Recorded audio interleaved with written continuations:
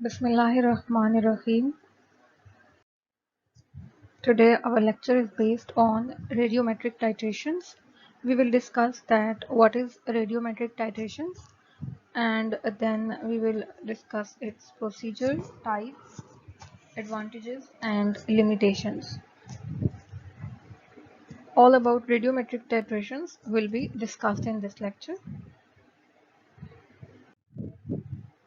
The key concepts that are given in this lecture are: what is radiometric titrations? We will discuss what actually is radiometric titrations, its basic concept, then the principle of radiometric titrations, then we will discuss the conditions and the elements which undergo the radiometric titrations, and under which conditions these titrations should be carried out. Then we will move toward the types of radiometric titrations, how many types, and on the basis of which factors we will divide them into different types. We will discuss those here. Then we will move toward the procedure, how these titrations should be carried out, and at the end we will discuss the uh, advantages and limitations of these titrations. Now we will discuss the basic concept of titration. Titration is basically a common laboratory method in which we quantitatively determine our analyte. Analyte, which is the species of interest or the substance or a mixture we want to determine. So, in titrations, the species of interest is determined quantitatively by using a standard solution. It is basically a technique in which the unknown solutions are determined, or analytes are determined by using a standard solution. We use a burette and a flask. In a burette, we add our uh, standard solution, which we prepare, and then in flask we add the unknown mixture, and then by slowly adding the standard into the unknown mixture, the change in color is observed, which is considered as the endpoint. Usually the neutralization reactions are carried out, in which the change in color is considered as the endpoint of the uh, titration. So in it, basically we add slowly our standard into the unknown mixture. The standard or the known concentration of a solution is also known as titrant or titrator, while the unknown mixture or a solution is also known as analyte, which is our species of interest we want to determine, and is also known as the uh, titrant. So the standard and the unknown mixture, when slowly reacts, the change in color is usually indicated as the endpoint or the um, endpoint of the reaction. So now we will discuss about the radiometric titrations. तो radiometric titrations जो हैं वो basically volumetric titrations हैं, यानी हम दो तरह की टाइट्रेशंस कहते हैं। हमारे पास बेसिकली टाइट्रेशंस होती हैं कम्प्लेक्सोमेट्रिक टाइट्रेशंस और वॉल्यूमेट्रिक टाइट्रेशंस। बेसिकली हम इन दो टाइट्रेशंस को डिस्कस करते हैं, लेकिन जो हमारे पास रेडियोमेट्रिक टाइट्रेशंस हैं ये किस टाइप में फॉल कर रही हैं? Volumetric titrations. यानी रेडियोमेट्रिक टाइट्रेशंस जो हैं वो बेसिकली वॉल्यूमेट्रिक टाइट्रेशंस हैं, जिसके अंदर हम एंड पॉइंट को जो है वो डिटेक्ट करते हैं by change in colour. Next हमारे पास क्या होता है कि हम इन टाइट्रेशंस में रेडियो एक्टिव रिएजेंट यूज़ करते हैं, यानी कोई भी ऐसी टाइट्रेशंस जिनके अंदर हम रेडियोमेट्रिक या रेडियो एक्टिव रिएजेंट यूज़ करेंगे उनको हम कहेंगे रेडियोमेट्रिक टाइट्रेशंस। और रेडियोमेट्रिक टाइट्रेशंस भी जो हैं वो क्वांटिटेटिव मेथड हैं फॉर डिटर्मिनेशन ऑफ एलिमेंट, यानी किसी भी एलिमेंट की हम क्वांटिटी को डिटर्मिन कर सकते हैं through radiometric titrations by using radio active reagent, यानी हम रेडियो एक्टिव रीएजेंट को यूज़ करते हुए क्वांटिटेटिवली अपने एलिमेंट को डिटर्मिन कर लेंगे। तो इन टाइट्रेशंस को हम कहेंगे कि ये हमारे पास रेडियोमेट्रिक टाइट्रेशंस हैं। और ये किस टाइप में फॉल करती हैं? वॉल्यूमेट्रिक टाइट्रेशंस की। और इसके अंदर हमारे पास एंड पॉइंट किससे इंडिकेट होता है? With the colour change. Now we will discuss about its basic principle. तो अगर हम रेडियोमेट्रिक टाइट्रेशंस के प्रिंसिपल की बात करें तो इसके अंदर हम क्या करते हैं कि जो हमारे पास सेपरेबल स्पीशीज़ या जिन स्पीशीज़ सब्सटेंसेस को हमने सेपरेट करना है, उनके जो यानी हम कोई भी हमारा इंडिकेटर यूज़ करते हैं उसके साथ जो उनका कम्प्लेक्स बन जाता है उसकी वजह से जो कलर चेंज आता है वही हम कहते हैं कि ये इंडिकेशन है हमारे एंड पॉइंट की। तो रेडियोमेट्रिक टाइट्रेशंस में भी इसी तरह होता है कि जो हमारा सेपरेबल स्पीशी है वही हमें कलर की चेंज से इंडिकेट करेगा कि हमारे पास एंड पॉइंट जो है वो हमारा अचीव हो गया। इसके अंदर बेसिकली हम कहते हैं कि हमारा जो टाइट्रेंट है वो रेडियो एक्टिव है, यानी हम रेडियो एक्टिव रीएजेंट को एज अ स्टैंडर्ड यूज़ कर रहे हैं, यानी हम उसको टाइट्रेंट भी कह सकते हैं। एज अ टाइट्रेंट हम किसको यूज़ करें? रेडियो एक्टिव रीएजेंट को। इसके अलावा हम क्या करते हैं? रेडियो ट्रेसर को भी ऐड कर सकते हैं अपने टाइट्रेंट में और दी अननोन एनालाइट सैंपल्स, यानी हमने अगर अपना सैंपल जो है जिसको हमने एनालाइज कराना है हम उसके अंदर रेडियो ट्रेसर, कोई भी रेडियो ट्रेसर ऐड कर सकते हैं। लेकिन जो इस रेडियो एक्टिविटी का बेसिक पर्पज़ यही है कि हमारे पास हमारा एंड पॉइंट अचीव हो जाए, और जो हमारे पास टाइट्रेशन का सारा प्रोसेस है उसके अंदर प्रेसिपिटेट्स ना बने, बल्कि हमें हमारे जो है कंसर्न्ड सब्सटेंसेस वो जो है वो अचीव हो जाए, वो मिल जाए। तो सबसे पहले जब हम टाइट्रेशन को स्टार्ट करेंगे तो जो हमारा रेडियो एक्टिव आयन होगा वो क्या बना देगा? एक कंपाउंड बना देगा। और इसकी वजह से क्या होगा? जो टाइट्रेंट की एक्टिविटी है, यानी जो हमारे स्टैंडर्ड की एक्टिविटी है वो रिड्यूस हो जाएगी और हम इजीली डिटर्मिन कर लेंगे अपने रेडियो एक्टिव आयन की कंसंट्रेशन को। Now we will discuss the elements of titration. अब हम डिस्कस करेंगे बेसिक टर्म जो कि टाइट्रेशन में यूज़ होती हैं। टाइट्रेशंस जिस तरह हम सबको पता है कि बेसिकली इसके अंदर हमारे पास सिंपल इंस्ट्रूमेंटेशन रिक्वायर होती है, हमारे पास ब्यूरेट होती है, फ्लास्क होती है, ब्यूरेट के अंदर हम स्टैंडर्ड सोल्यूशन ऐड करते हैं, फ्लास्क के अंदर हमारे पास अननोन कंसंट्रेशन होती है सैंपल की, तो नोन अमाउंट ऑफ स्टैंडर्ड जब हम उसके अंदर ऐड कराते हैं स्लोली तो क्या होता है कि जो स्टैंडर्ड है वो सैंपल के साथ कॉम्प्लेक्स बना लेता है, इसकी वजह से कलर चेंज आता है और वही हमें बताता है कि ये हमारे पास एंड पॉइंट है। तो इसके अंदर भी क्या होता है कि हमारे पास जो स्टैंडर्ड सोल्यूशन होता है उसको हम कहते हैं कि हमारे पास कोई भी सोल्यूशन जिसकी कंसंट्रेशन हमें नोन होगी उसको हम कहेंगे कि वो हमारे पास स्टैंडर्ड सोल्यूशन है। कोई भी हम एक्यूरेटली मेजर्ड अमाउंट ऐड कर देते हैं स्टैंडर्ड सोल्यूशन की ब्यूरेट के अंदर, टाइट्रेशन के दौरान हम क्या करते हैं कि स्टैंडर्ड सोल्यूशन जो है उसको हम एक्यूरेटली मेजर करके ब्यूरिट में ऐड कर देते हैं और उसकी हम टाइट्रेशन कराते हैं against unknown concentration of our sample, जो कि हमारे पास फ्लास्क में प्रेजेंट होता है।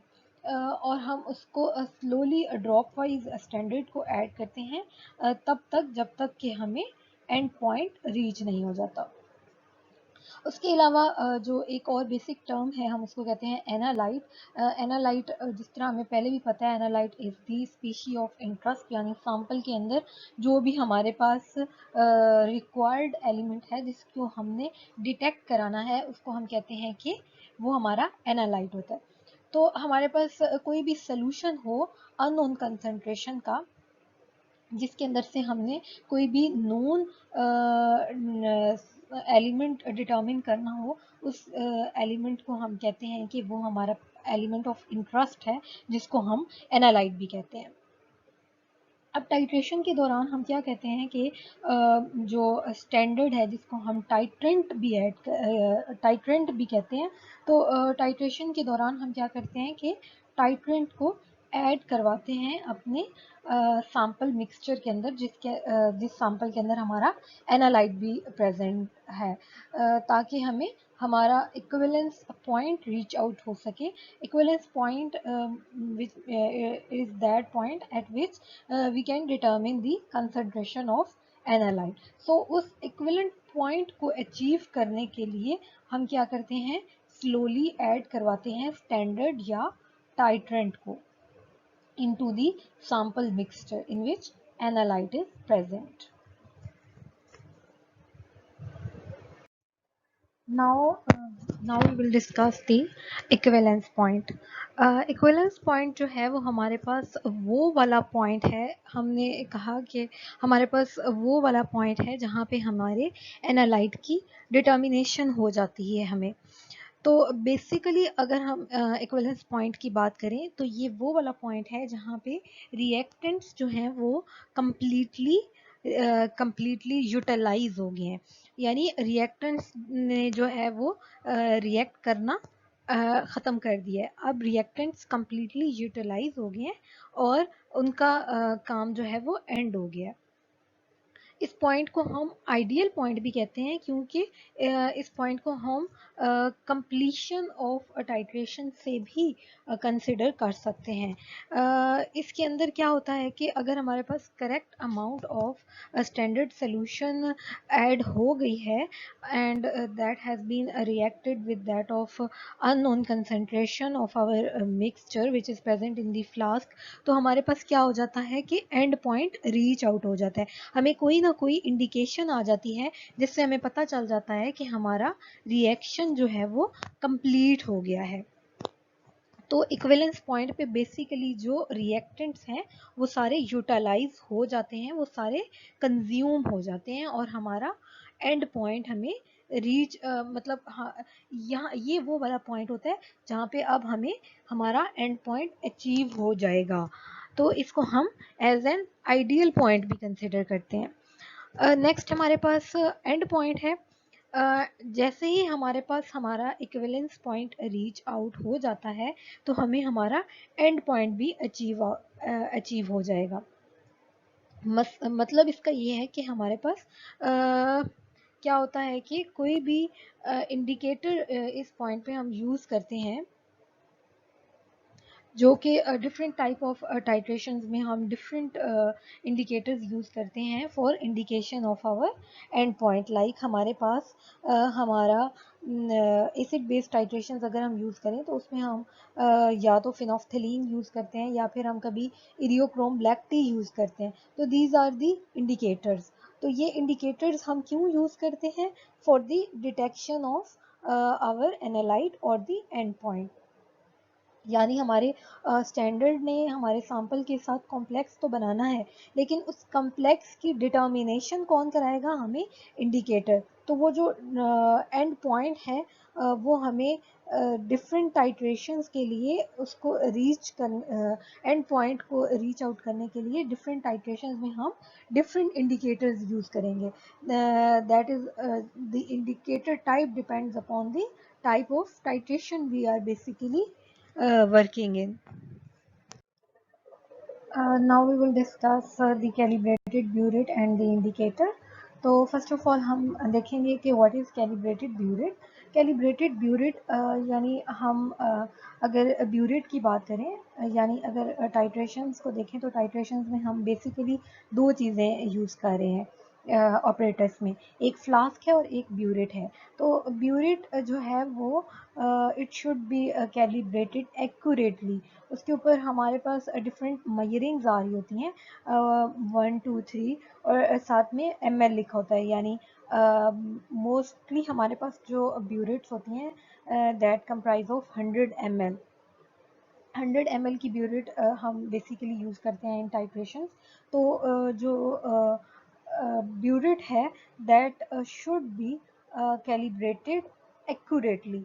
तो अगर वो एक्यूरेट नहीं होगी तो क्या होगा कि हमें एक्यूरेटली पता नहीं चलेगा कि how much amount of standard has been added into the sample mixture.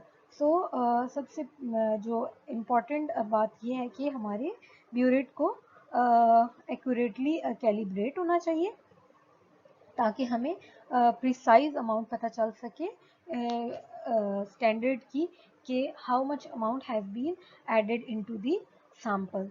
Then is the indicator. Indicator को हम अपने सैंपल मिक्सचर के अंदर ऐड करते हैं for indication of the end point. तो इंडिकेटर जो है वो भी की रोल प्ले कर रहा है इन टाइट्रेशंस. बेसिकली जो है वो इंडिकेटर क्या करता है, स्टैंडर्ड सोल्यूशन के साथ इंडिकेटर क्या करता है कि जब हम स्टैंडर्ड सोल्यूशन को मैक्सिममली ऐड कर लेते हैं इनटू आवर रिएक्शन मिक्सचर, तो ये भी उसके साथ कॉम्प्लेक्स बना के कलर चेंज करता है. तो इस कलर चेंज की जो इंडिकेशन है that is mainly due to the presence of indicator. तो ये जो इंडिकेटर है इसी की वजह से हमें कलर चेंज मिलता है और यही इंडिकेशन होती है कि हमारा एंड पॉइंट जो है वो रीच आउट हो गया है. Now we will discuss about the conditions that should be fulfilled in radiometric titrations. तो फर्स्ट ऑफ ऑल जो हमारे पास कंडीशन है वो हम कहते हैं कि जो रेडियोएक्टिव आइसोटोप है वो बेसिकली इजीली फॉर्म कंपाउंड है. उसके अलावा हम देखते हैं कि जब हम टाइट्रेंट स्लोली ऐड कर रहे होते हैं इनटू द रिएक्शन मिक्सचर, तो क्या होता है कि सिग्निफिकेंट चेंज इन एक्टिविटी हमें ऑब्जर्व होती है. क्योंकि जैसे ही टाइट्रेंट जो है वो अदर कंपाउंड्स के साथ इंटरेक्ट करता है which are present in the reaction mixture, तो क्या होता है कि चेंज इन एक्टिविटी हमें ऑब्जर्व होती है. उसके बाद जो एंड पॉइंट है टाइट्रेशन का, उसको हम कहते हैं कि एंड पॉइंट पे हमें वेरिएशन नज़र आती है in the form of change in colour और maybe in the change in activity. तो क्या होगा कि जब हमारे पास एंड पॉइंट रीच होगा, हम कहेंगे कि ये हमारे पास एंड पॉइंट है. उस पॉइंट पे क्या होगा कि हमारी जो रिएक्शन मिक्सचर है उसकी एक्टिविटी या तो बहुत मैक्सिमाइज हो जाएगी या मिनिमाइज होगी. तो ये जो वेरिएशन होगी in the activity that is considered as the end point of titration. उसके अलावा क्या होता है कि टाइट्रेशंस के अंदर हमारे पास कोई बाय प्रोडक्ट्स या कोई अदर कंपाउंड्स जो हैं वो फॉर्म नहीं होते.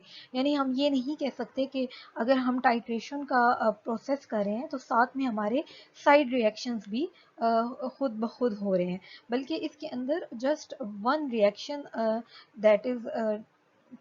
that is going to occur in a titration is followed in radiometric titrations also. यानी इसके अंदर इन जिस तरह हम बाकी टाइट्रेशंस में देखते हैं कि हमारे पास सिर्फ एक ही रिएक्शन एट अ टाइम अकर हो रहा होता है, तो RMT में भी इसी तरह हमारे पास सिर्फ एक ही रिएक्शन जो है वो अकर हो रहा होगा, उसके साथ कोई हमारे पास साइड रिएक्शंस पॉसिबल नहीं है.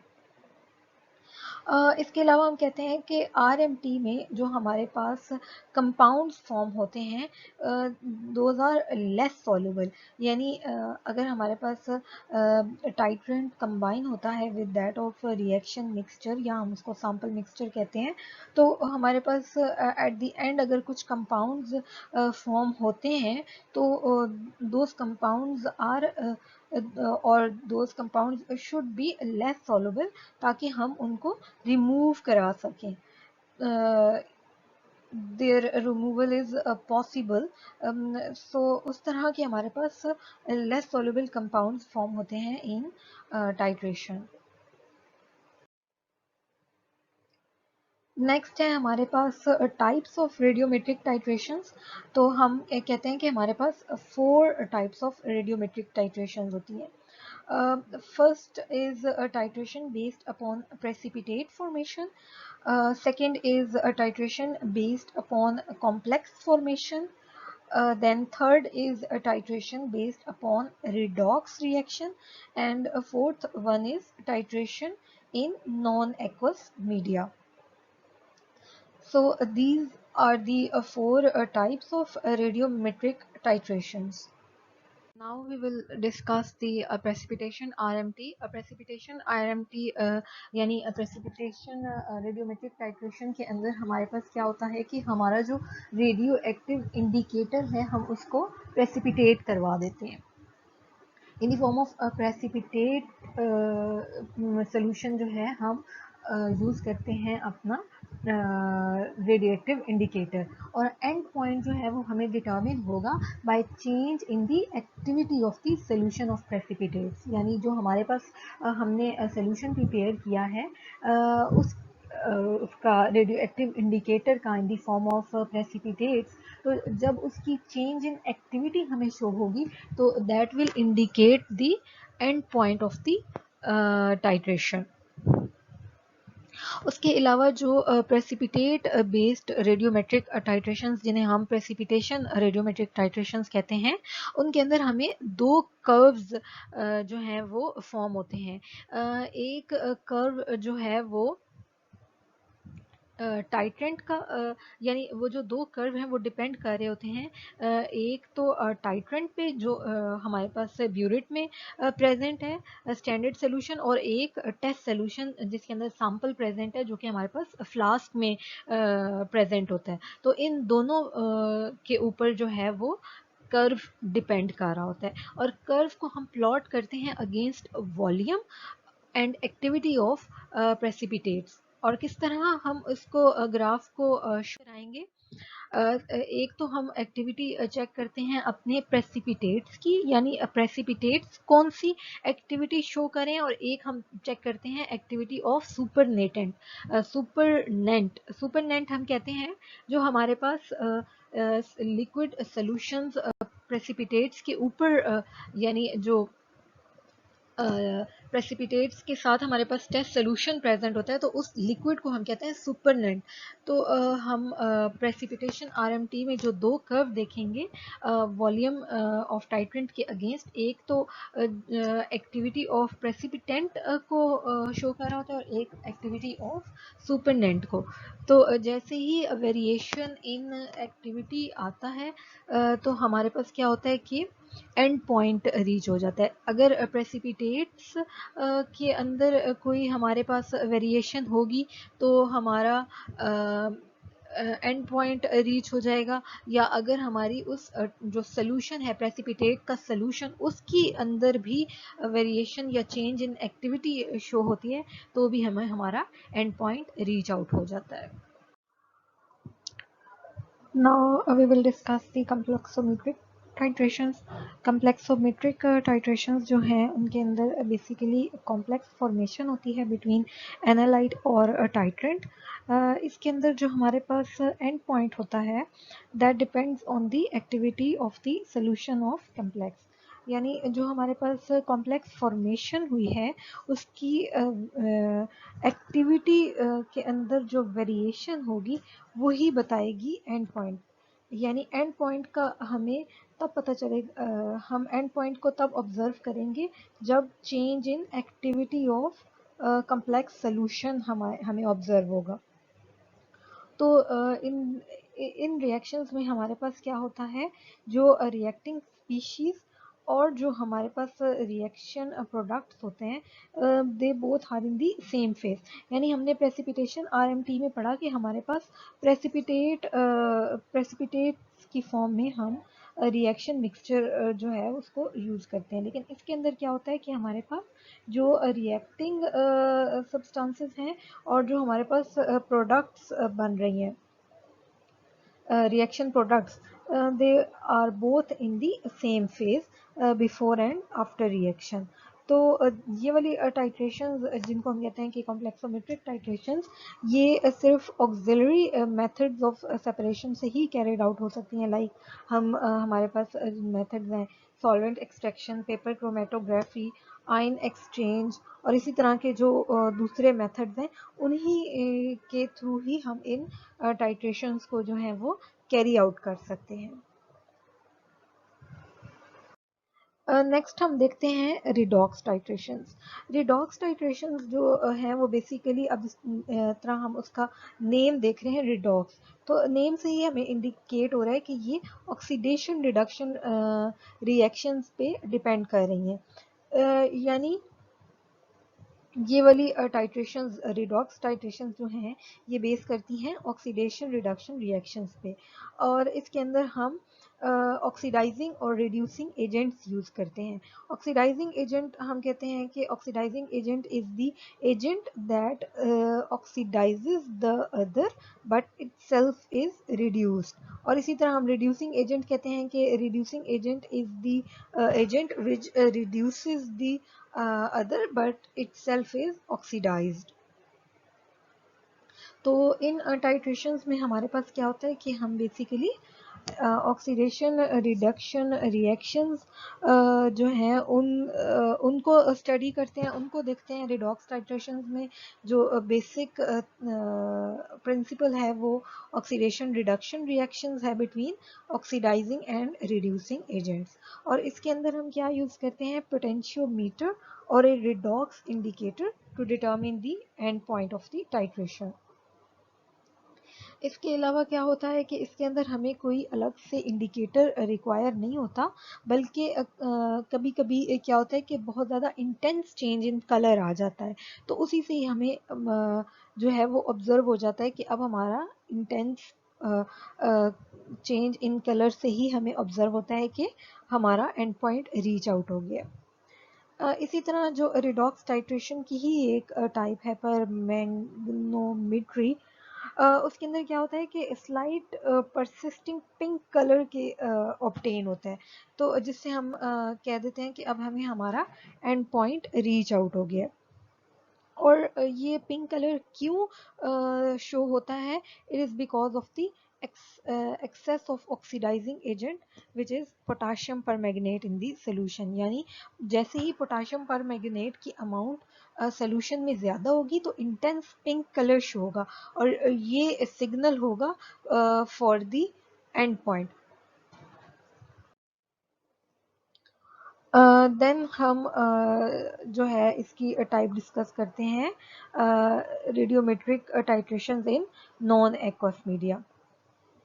नॉन एक्वस टाइट्रेशंस जो हैं वो टाइट्रेशंस हैं जिनके अंदर हम वीक एसिडिक और वीक बेसिक सब्सटेंसेस को यूज़ करते हैं in non aqueous substances to get the end points. यानी इसके अंदर बेसिकली हम वीक एसिडिक और वीक बेसिक सब्सटेंसेस को यूज़ करते हैं नॉन एक्वस मीडिया में, ताकि हमें हमारा एंड पॉइंट रीच आउट हो सके। और इन टाइट्रेशंस को हम क्या करते हैं कि ये such titrations can be used for the titration of those substances which are not soluble in non-aqueous solvents। यानी हम उन तमाम सब्सटेंसेस के लिए ये टाइट्रेशंस भी यूज़ कर सकते हैं जो कि नॉन एक्वस मीडिया में सॉल्युबल नहीं होते।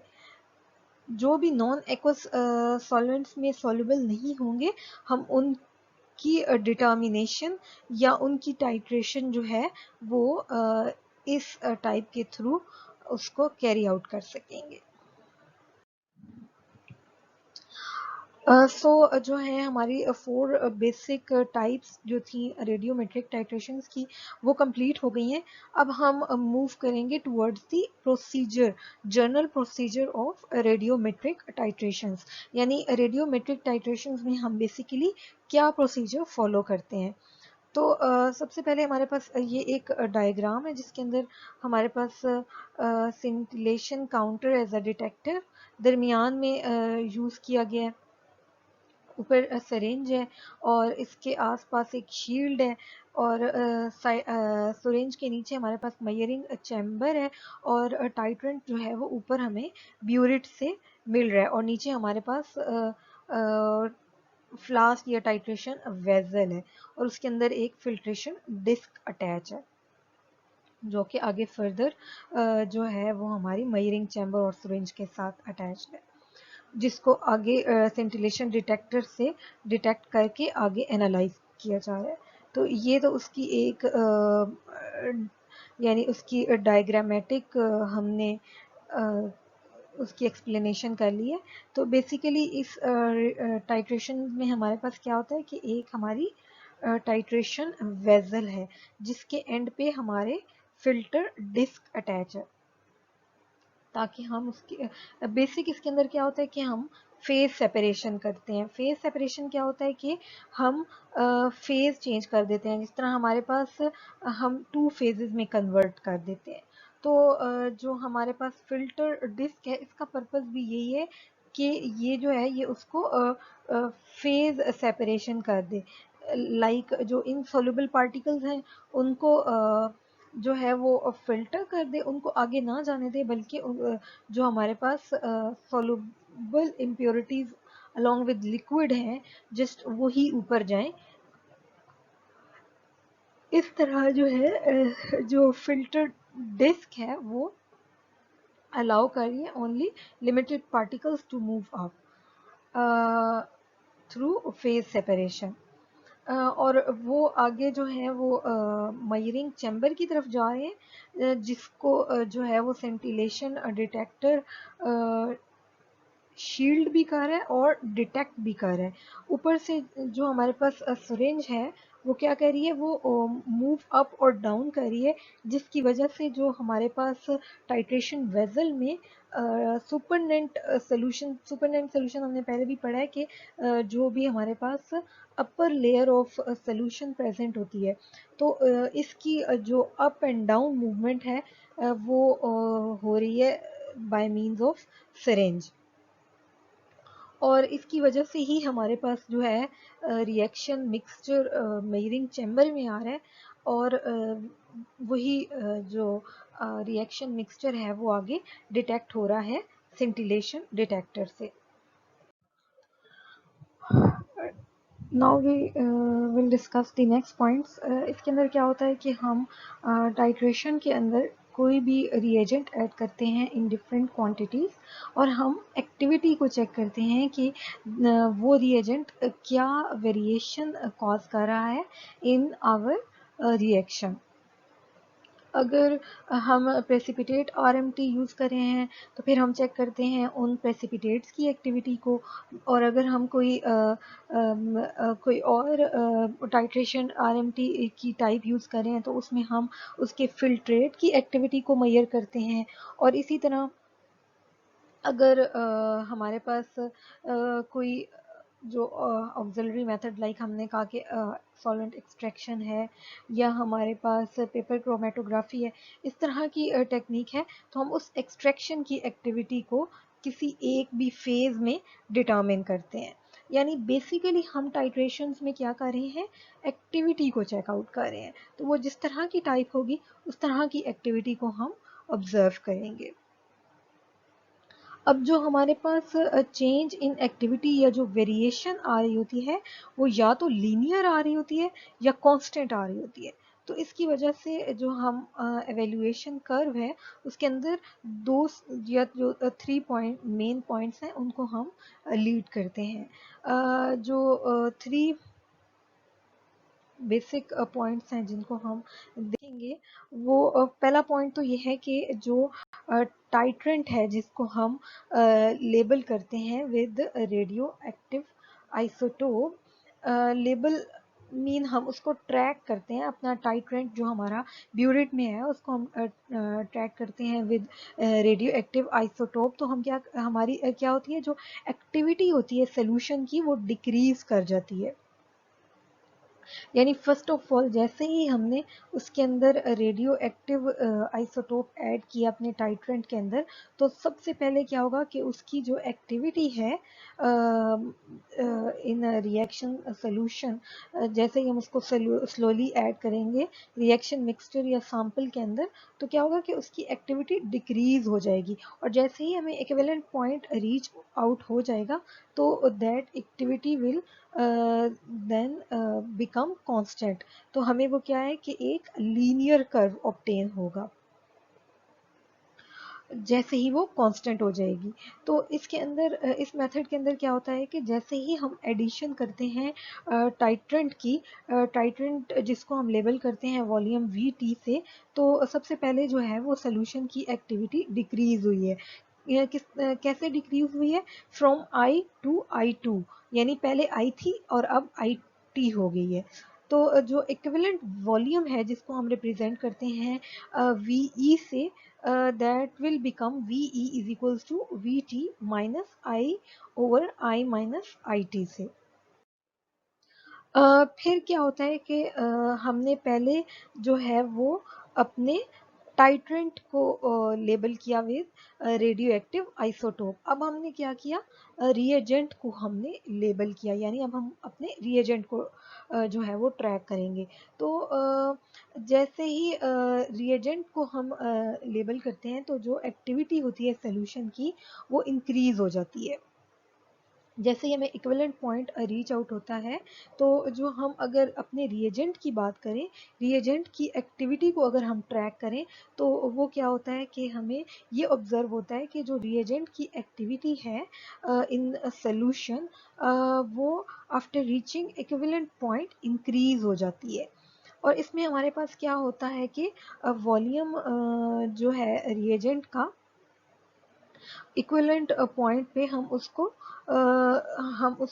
दो टाइट्रेशन डाटा के साथ उसको हम इक्विवेलेंट पॉइंट पे जो है वो एनालाइज करते हैं। यानी हम V1 और V2 कंसिडर करके तो हम इक्विवेलेंट पॉइंट पे अपने रिएजेंट की एक्टिविटी को चेक करते हैं। तो इसके लिए जो हमारे पास इक्वेशन है वो है V equivalent is equals to VT1 IT2 minus VT2 IT1 over IT2 minus IT1। अब जो हमारे पास बोथ पार्टनर्स हैं उन दोनों को ही हमने लेबल कर दिया है। तो अब हमारे पास क्या हो गई है, एक्टिविटी सोल्यूशन की मिनिमम हो गई है। और अगर हम उसके और भी ज़्यादा डाइल्यूशन कर देते हैं, यानी हम अब हम small amount of titrant add कर देते हैं रिएजेंट के अंदर और हम अपने डाइल्यूट करा देते हैं रिएजेंट को, तो एक्टिविटीज़ जो हैं वो चेंज हो जाती हैं। और जो चेंज इन एक्टिविटीज़ हैं उनको हम किस तरह डोनेट करेंगे, change delta is equals to V plus V T over. इस तरह जो है वो कंसंट्रेशन टू सब्सटेंसेस की डिटर्मिन हो सकती है टाइट्रेशन में। एक यानी एक टाइट्रेशन प्रोसीजर के थ्रू हम दो सब्सटेंसेस की कंसंट्रेशन को डिटर्मिन कर सकते हैं। अगर if they have differences in the solubility and stability, यानी अगर उनकी solubility और स्टेबिलिटी में डिफरेंस हो तो भी हम कंसंट्रेशन दो सब्सटेंसेस की डिटर्मिन कर सकते हैं बाय RMT। और इसके अंदर क्या होता है कि the ion forming more soluble precipitation or less stable complex has to be labeled। और इसके अंदर हम क्या करते हैं, हम अपने आयन को ट्रैक करते हैं कि वो किस रिएक्शन मिक्सचर में मोर soluble और मोर वो आयन जो है वो कहाँ पे ज़्यादा सॉल्युबल प्रेसिपिटेट फॉर्म कर रहे हैं और कहाँ पे जो उनके कॉम्प्लेक्सेस हैं वो मोर या लेस स्टेबल हैं। तो ये हम ट्रैक करते हैं बाय दिस टेक्निक। और इस मेथड का एडवांटेज ये है कि जो हमारे पास टाइट्रेशन कर्व्स होते हैं वो हमें लीनियर टाइट्रेशन कर्व्स ऑब्टेन होते हैं। तो इसकी वजह से हमें जो है वो ऑटोमेशन उसकी नहीं करनी पड़ती, बल्कि इजीली हमें डिटेक्ट हो जाते हैं। और उसके लिए हमें कोई फर्दर वो नहीं करनी पड़ती, इसके अंदर कोई इसकी फर्दर चेंजिंग नहीं करनी पड़ती, बल्कि इजीली ही हमें हमें हमारे रिजल्ट ऑब्टेन हो। Now we will discuss about the basic advantages of radiometric titrations। तो इसका जो सबसे अहम एडवांटेज है वो ये है कि इसके अंदर हमें कोई अलग से केमिकल सब्सटेंस ऐड नहीं करना पड़ता for detection of and point. यानी जो हमारे पास दूसरी नॉर्मल टाइट्रेशन होती हैं उसमें हम कोई भी इंडिकेटर ऐड करते हैं to detect our end point, लेकिन इसके अंदर क्योंकि हम चेंज इन एक्टिविटी को ऑब्जर्व कर रहे हैं तो इसलिए हमें कोई अलग से indicator like phenolphthalein, methyl orange, ferroin, इस तरह के हमें कोई भी इंडिकेटर ऐड नहीं करने पड़ते।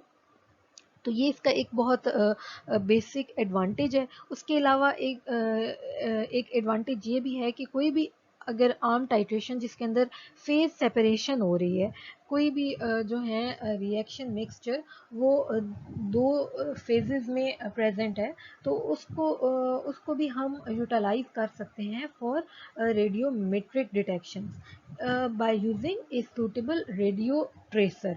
यानी हम कोई भी सूटेबल रेडियो ट्रेसर को यूज़ करके हम उसके अंदर भी रेडियोमेट्रिक टाइट्रेशन या डिटेक्शंस कर सकते हैं, अगर उस टाइट्रेशन में भी हमारी फेज सेपरेशन अकर हुई है।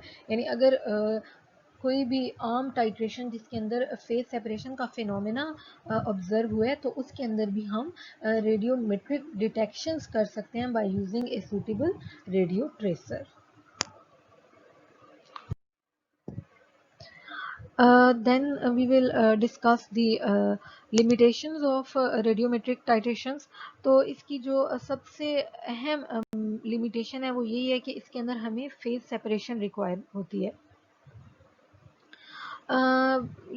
बेशक ये जो फेज सेपरेशन का मेथड है ये ऑटोमेटिक होता है प्रेसिपिटेशन टाइट्रेशंस में, लेकिन कभी कभार जो है ये ऑटोमेटिक नहीं होता। तो क्या होता है कि ये अक्सर हमारे पास जो है वो एरर्स कॉज करता है। तो ये भी इसकी एक लिमिटेशन है फेज सेपरेशन।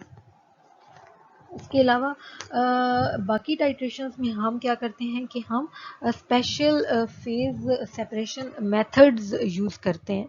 तो इसके अंदर जो है वो इस तरह का कोई ख़ास स्पेशल हम फेज सेपरेशन मेथड जो है वो यूज़ नहीं कर सकते। तो ये भी इसकी एक लिमिटेशन है। Now these are the references through which this lecture has been taken. You can also see in detail about these contents from these links. At the end, a little bit assignment for you people. First of all, you have to discuss more limitations of radiometric titrations, and then you have to discuss that how it is more efficient than other titrations, or you can say that how radiometric titrations are more efficient than other titrations.